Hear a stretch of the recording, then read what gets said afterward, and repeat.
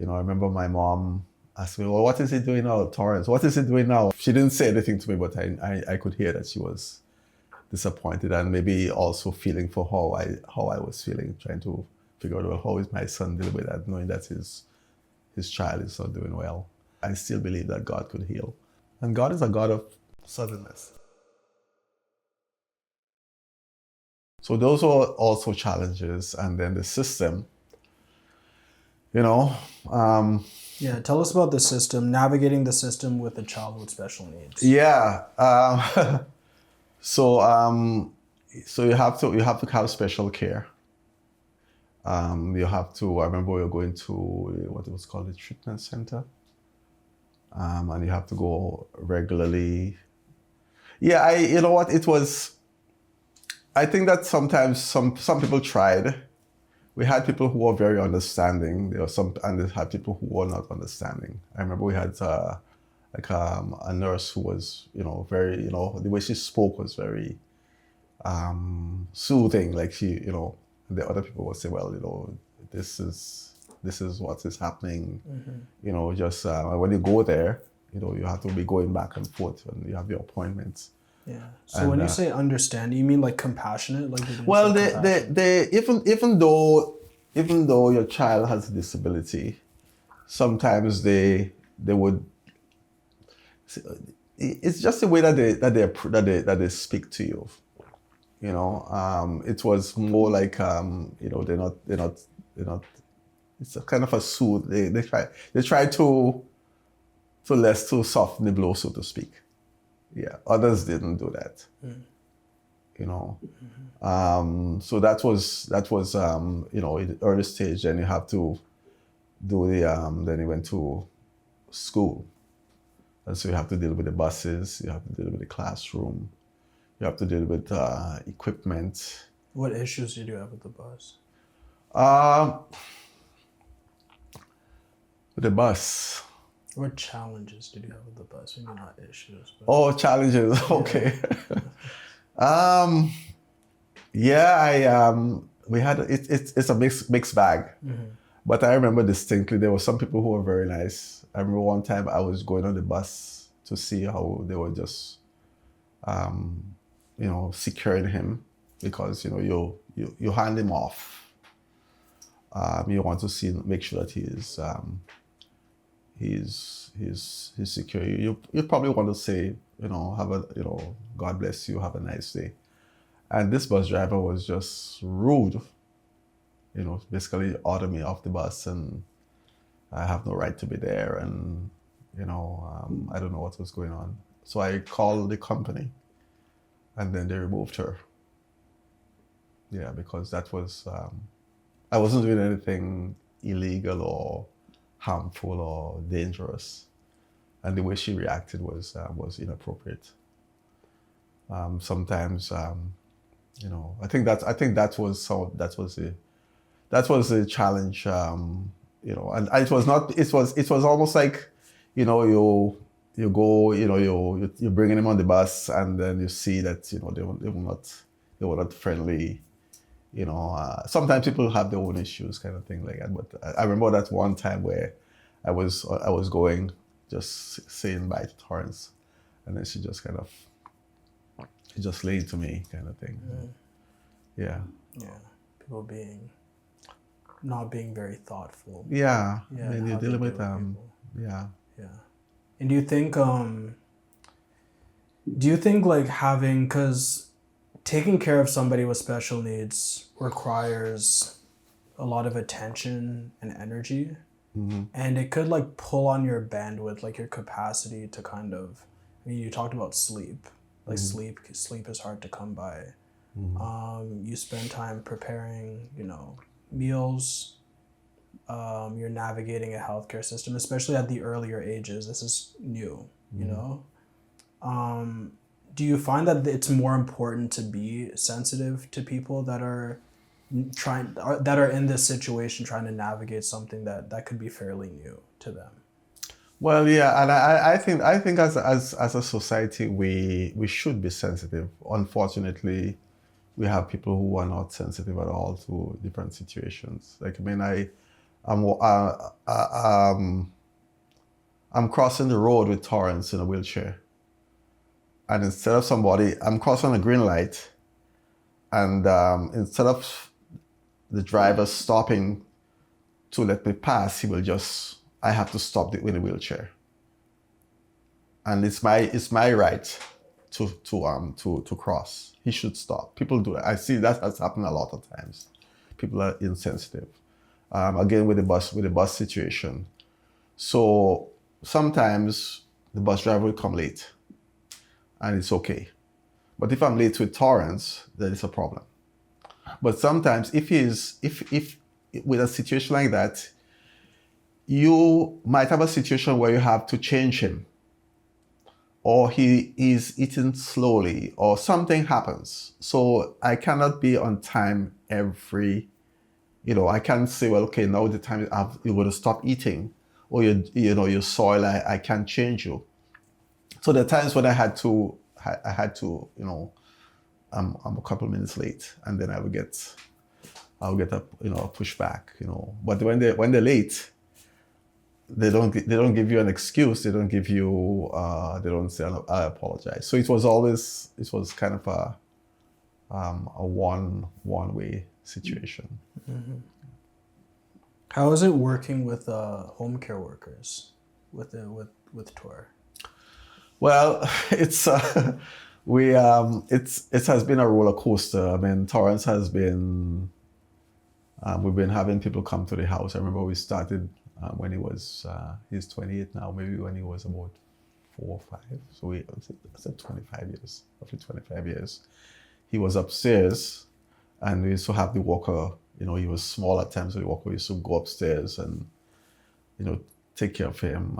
And we used to get about 3 hours a week. And it progressed because the need grew greater as he grew.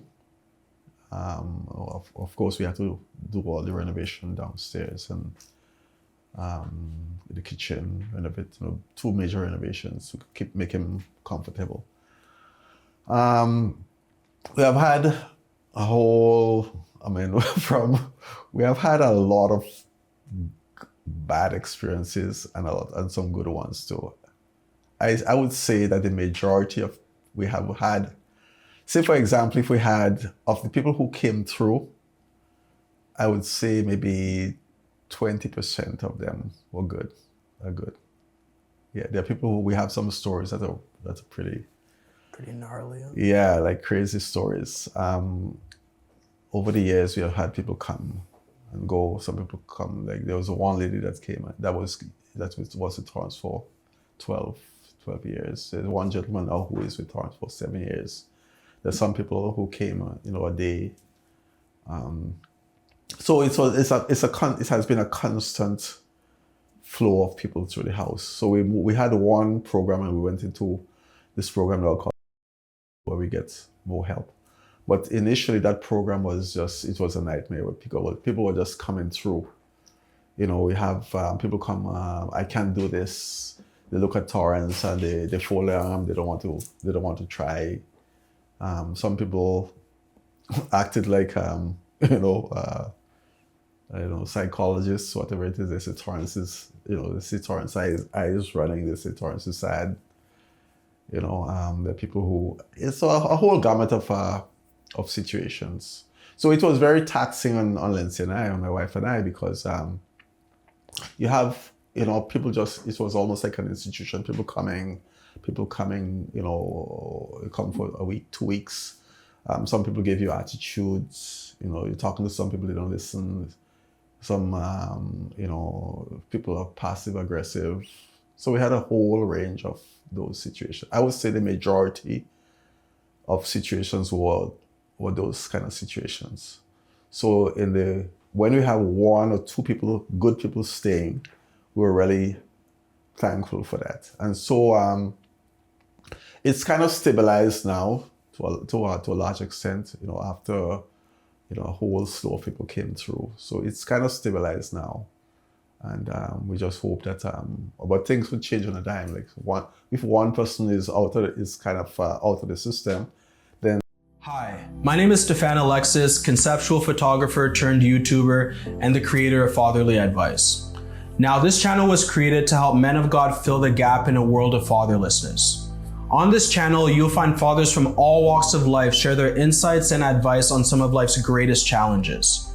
If you'd like to support what we do, you can check out our Patreon where you can find full-length interviews, behind-the-scenes content, my thoughts on the conversations, and much more. You can also support us by liking, commenting, subscribing, and sharing this content to the people that need it the most. So many of us suffer in silence, and you don't know who you could impact with a few simple clicks. Lastly, if you'd like to be a part of this channel, you can check out the description below where you can find instructions on how to contact us. And yeah, that's it for now. Enjoy the rest of the conversation. That's really interesting because what you find is that sometimes the agencies don't have any backup. So one person is not able to come, and it throws off things. So they have to kind of pull things from here and there, and it doesn't always work. But we are grateful for those people who are sticking to it and helping. We have two different companies, and another challenge is that sometimes the supervisors or the personnel from the company, they would come and they would do the training, and then they would say, well, I'm going to help you navigate this situation, and then you hear that they leave. So you have to dealing with another supervisor, another manager, and we find that has happened quite a number of times when you think, oh, well, you're getting used to a person, then oops, that person is no longer with the company. Something I was thinking of when you were talking. So different people require different levels of care. Mm-hmm. Do you think that because of Tor's needs, he's more dependent on pretty much everything? He's reliant on somebody to take care of everything. Mm-hmm. And the fact that he's not able to communicate, do you find that it's more important now to make sure that you have the right personnel in place versus somebody that's kind of... Yeah. Well, it's very important because he can tell you he doesn't respond to you. So that person, we're depending on that person to provide good care. Mm-hmm. So that person has to be mindful of his needs. They have to bathe him. They have to clean him. They have to feed him. They have to handle him properly. They can't manhandle him. He doesn't have any balance. So, you have to move him properly. And so what we find that's in the past is sometimes we see people who were doing things that were blatantly dangerous to him. And so we always have to be looking out to make sure that the workers are treating him properly. Mm-hmm. Even as a human being, he's a human being. Mm-hmm. You don't treat him disrespectfully. You don't handle him dangerously.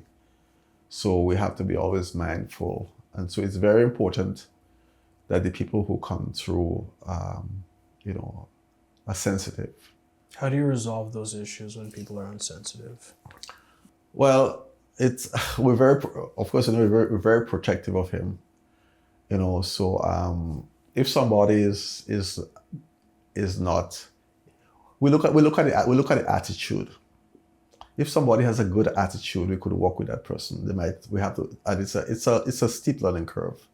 So when we have a new person, we always have to be hands-on. You do this, you do that. And some people are quicker learners than others. So, we always make ourselves available to help.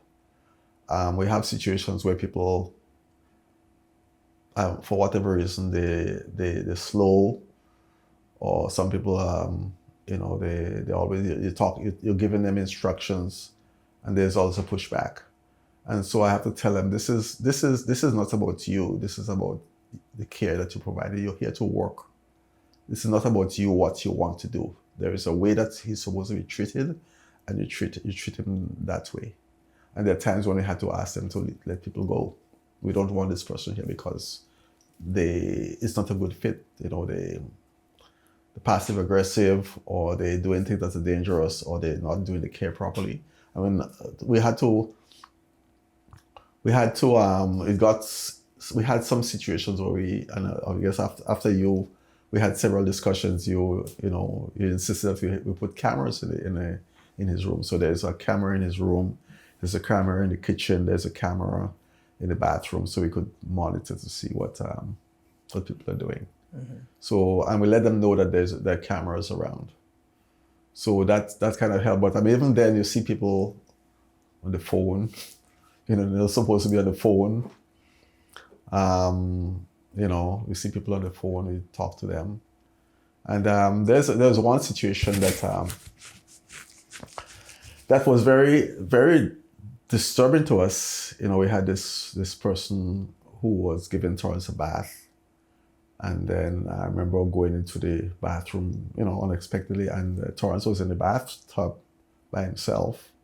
And that person was sitting in the room, minding his own business while Torrance was in the bathtub. And that was that. I just... Tell us why that was dangerous for him. Because Torrance gets seizures. So he gets seizures. If he's in a bathtub, he has to be... You can't leave him. You can't leave him. Even when you give him water or you're caring for him, you can't leave him by himself, because if he has a seizure, you don't know what's going to happen. So if he's in a bathtub and he has a seizure, he could basically die. So when I saw that, I just basically lost it, And I said, "What are you doing?" He said, "Well, I always did that." So that's what makes you always have to be, like, even when you were in the hospital, we always make sure that somebody is there. Somebody is there. Mom is there, I'm there, somebody we know is there with you, because you never know. A doctor or a nurse will come and do something that is not prescribed. They might try to give you, at one time they almost double dosed you. Mom asked, "Well, what are you doing?" "Oh, I'm giving him this. You already got the medication 15 minutes ago. Somebody's coming with the same medication again to give you another dose."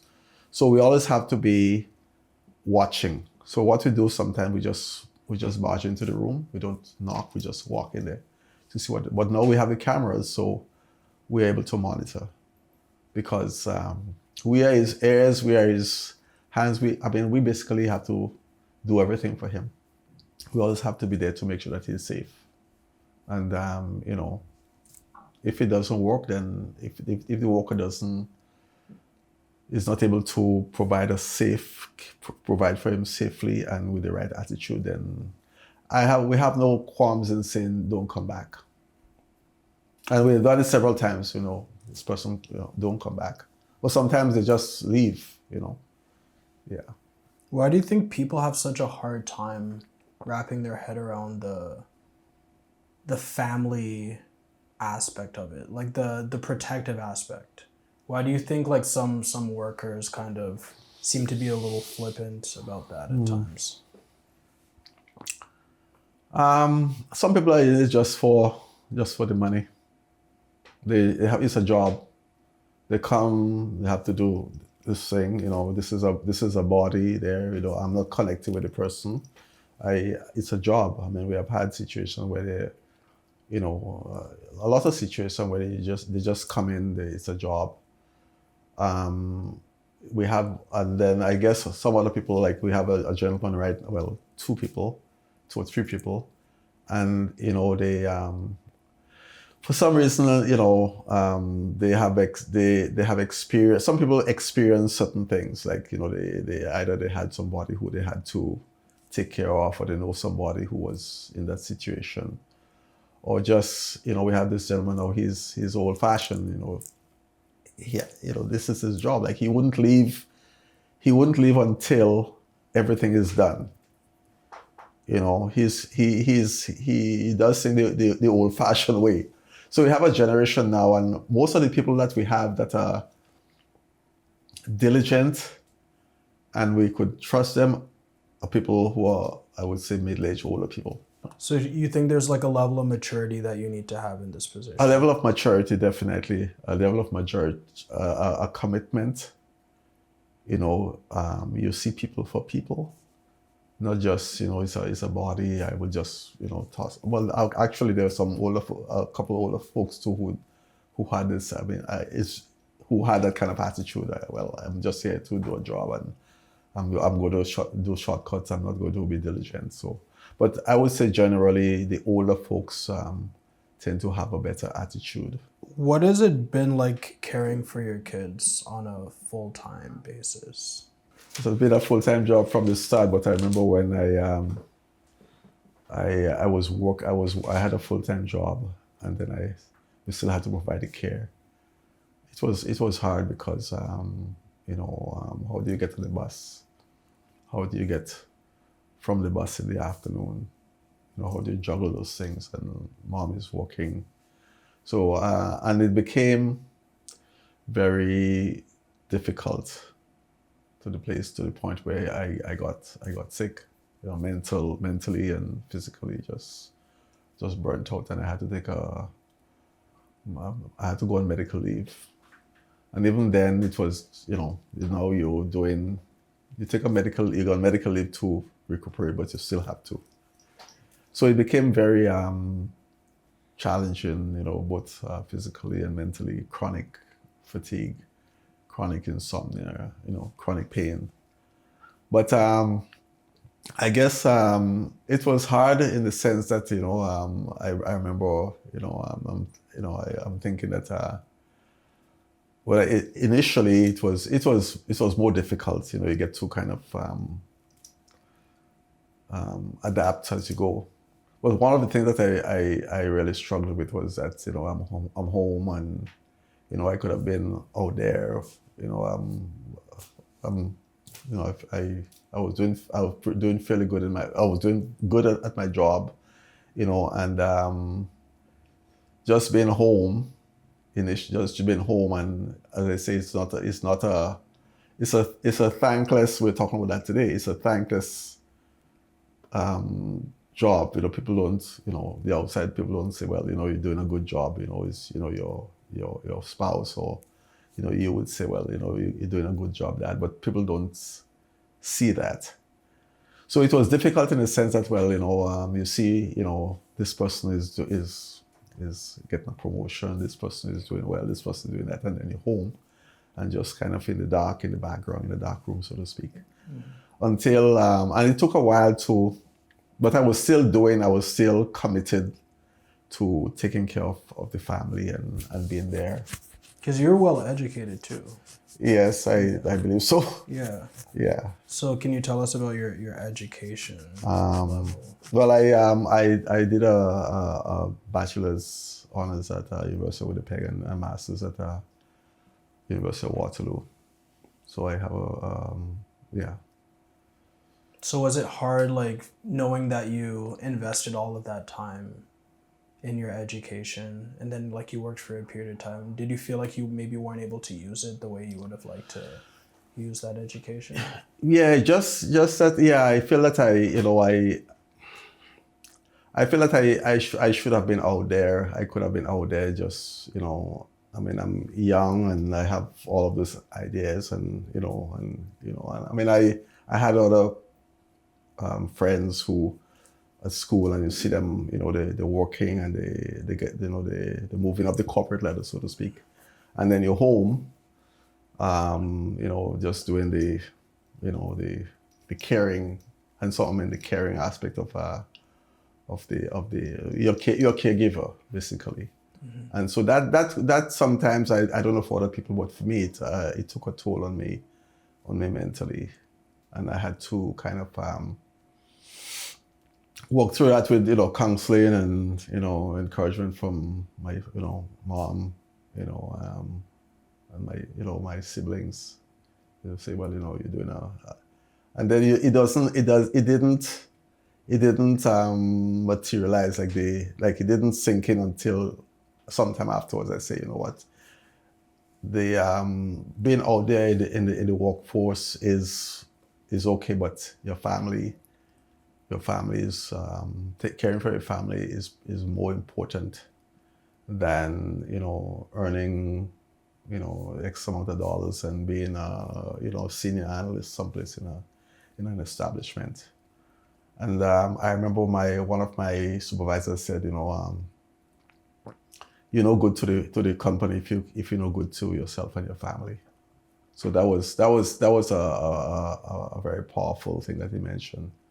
And from that time I started kind of yes, and then to the point where you say, well, family first, family first.